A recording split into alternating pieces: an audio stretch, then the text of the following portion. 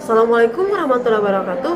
Halo teman-teman, perkenalkan nama saya Wadi Nur Iman, NIT 2213046, kelas 2B, program studi D3, studi Nautika, Politeknik Paleran Sorong. Pada hari ini saya akan membuat video untuk memenuhi tugas mata kuliah ekologi laut yang akan membahas tentang topografi laut atau topologi laut dan karakteristik serta jenis dari biota laut. Nah, topografi laut merupakan bentuk rupa bumi di wilayah atau dasar laut yang terbentuk oleh berbagai faktor baik endogen maupun eksterogen yang dimulai dengan pemetaan menggunakan pengukuran tinggi muka laut relatif terhadap geoid bumi, digunakan untuk meletakkan arus laut yang bergerak di sekitar laut, bukit, dan lembah dengan cara yang diprediksi. Kedalaman laut dipengaruhi oleh tekanan hidrostatis di mana tekanannya akan meningkat seiring bertambahnya kedalaman yang diukur dari permukaan zat cair akibat adanya gaya gravitasi, sehingga setiap biota laut akan merasakan tekanan yang berbeda dan mempengaruhi habitat mereka. Oleh karena itu, laut dibagi dalam beberapa zona, yaitu yang pertama, zona litoral. Seperti terlihat pada gambar bahwa zona litoral merupakan zona yang paling dekat dengan daratan. Wilayah ini disebut dengan wilayah pasang surut karena apabila lautnya terjadi air pasang, maka wilayah akan tergenang oleh air, dan pada saat terjadi air surut, maka wilayah ini akan mengering dan berubah menjadi pantai. Pada zona ini sangat disinari oleh matahari sehingga sangat cocok untuk beberapa spesies laut seperti bintang laut, udang, kepiting, cacing, serta bentos dan biota laut lainnya. Zona kedua adalah zona neritik atau disebut juga dengan wilayah laut dangkal.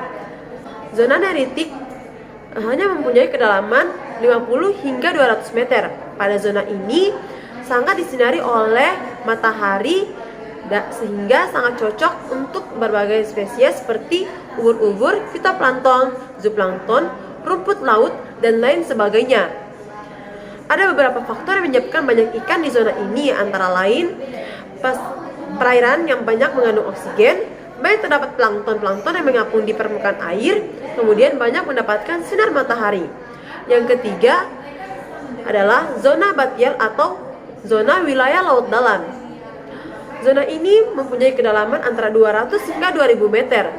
Zona ini tidak mudah ditembus oleh matahari, tetapi ada lumayan banyak spesies atau tumbuhan yang tinggal di sini, tetapi tidak seramai dengan zona sebelumnya, yaitu zona neritik. Nah, yang keempat ada zona abisal atau zona wilayah laut dalam. Zona ini mempunyai kedalaman lebih dari 200 meter, sehingga zona ini merupakan zona yang paling dalam dan sangat sulit ditembus oleh matahari, sehingga mengakibatkan zona ini sangat dingin dan hanya beberapa spesies yang dapat hidup pada zona ini seperti ikan anglerfish.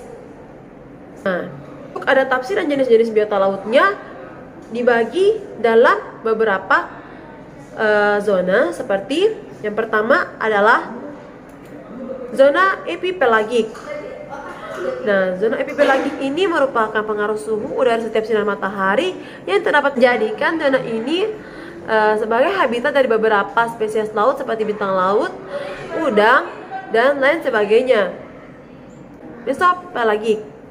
Nah, pada zona ini hewan penyaring filter kecil yang naik pada ikan. Ikan mesopelagik beradaptasi untuk kehidupan yang aktif di bawah kondisi rendah cahaya. Kebanyakan dari mereka adalah pemangsa visual dengan mata besar. Beberapa ikan perairan ini lebih dalam memiliki mata berbentuk tabung dengan lensa besar dan hanya yang melihat ke atas. Ikan biota laut ini beradaptasi dan memberikan penglihatan terminal yang lebih baik dengan mengorbankan penglihatan lateral dan memungkinkan pemangsa untuk memilih cumi-cumi, sotong, dan ikan kecil yang membayangkan berlawanan dengan gelap di atas mereka. Ikan mesopelagik biasanya tidak memiliki duri defensif dan menggunakan warna yang menyamarkan diri dari ikan lain. Kemudian batipelagik. Zona batipelagik yang membentang dari 1000 meter ke dasar perairan dalam zona bentik. Keadaan di seluruh zona ini akan seragam, kegelapannya menyeluruh, tekanannya menghancurkan, dan suhu, nutrisi, serta kadar oksigen terlalu semuanya rendah. Ikan batipelagik memiliki adaptasi khusus untuk mengatasi kondisi ini. Mereka memiliki metabolisme yang sangat lambat dan diet yang tidak terspesialisasi memakan apapun yang datang. Seperti terlihat pada gambar yang sebelum saya tampilkan, pada gambar-gambar tersebut terdapat beberapa zona yang dihidupi oleh berbagai jenis ikan. Untuk zona-zona tersebut diklasifikasikan terhadap biota lautnya karena mereka akan menyesuaikan dengan tekanan yang ada di dalam laut tersebut, sehingga mereka memiliki ciri-ciri yang berbeda-beda.